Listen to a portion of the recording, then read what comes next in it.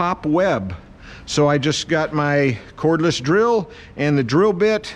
The drill bit, I made sure it was just slightly bigger than the shank of the screw, okay? And I drilled through the top web. Didn't have my top under it, right? After I got all the holes drilled, I brought my top, set the cabinet on it, made sure I had equal distance on either side, okay?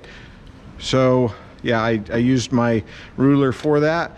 And once I had that, then I started setting screws in the four corners, making sure it wasn't moving. And then I drove the screws in all around the top web, if you can see that. Okay? And now it's secure. No glue. Okay? What we've said that if you wanted to use glue, you sure could, but I don't want to have squeeze out and have to deal with the glue squeeze out. That would be a weak joint for glue anyway, right? But these screws are wonderful. They grip very well. I've never had trouble with it not pulling the cabinet down tight to the top. Let me show you a little bit about the screws here. I've been using 1 1/4 for the whole project except for this step. Okay, 1 1/4, and these are called maxi lock heads. Okay, Kreg screws, and 1 1/4. That's how I put all the webs together. I attached the bottom to the cabinet. I attached the sides to the face frame with 1 1/4 maxi lock head coarse thread screws. Okay, they also make a fine thread, okay, and in this same maxi lock head, but they also make a different head as well. This one they call the pan head, and it's a fine thread. See the difference between the fine thread and the coarse? I've found that I get a lot more strength pull down from the coarse than I do the fine. Even in hardwood, I was stripping out using a maxi lock head with fine threads. So I went to the coarse and don't have a problem. I tried to show you this in another video, and I don't think I had my camera set, but there is a groove cut out of the screw. So these are self-tapping, which is nice. We don't have to drill pilot holes.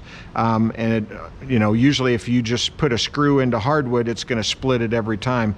But they've designed these screws to help you out with that. All right, so I was telling you I used 1 1/4 for most of the project.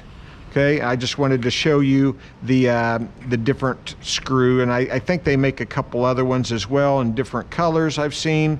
So you got to make sure you get the right type of screw for your application and length, and then decide whether it's going to be coarse or fine threads. For the top, I put in 1 1/2. Okay, if you remember, my top web, I dropped a 1/16 inch from the top of the face frame and the sides. I dropped it down so I would get more draw for getting the top tight to the cabinet.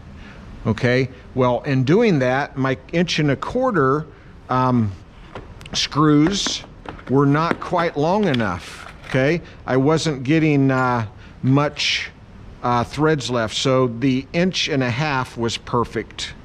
So I tied the top to the cabinet through that top web with 1 1/2 Kreg screws.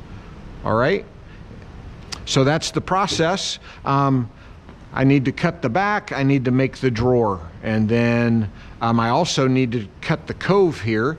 I'll have to take the doors off. I just wanted to get them on for you guys. It's the end of the semester, so I wanted you to see the cabinet with the doors on. So what will happen is, let me get this over here.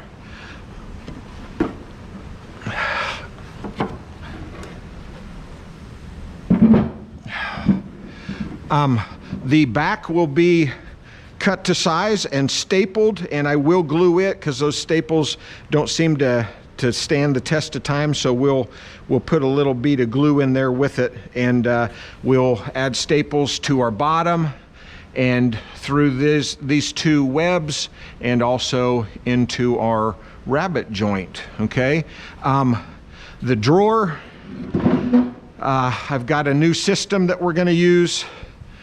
I may have showed you this in a different video. Haven't used it yet, but I'm looking forward to making our finger joints for the drawer with that assembly.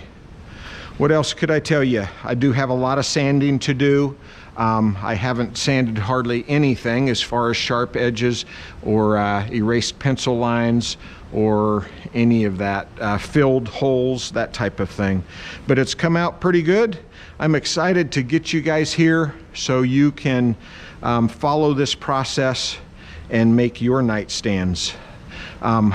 Also wanted to ask you what you thought about the difference in foot. If you want to have a detailed foot, a profile cut out, you can certainly do that. If you want to make it straight, that's what I did on this prototype. It'll be your call. All right, guys, I will see you next video.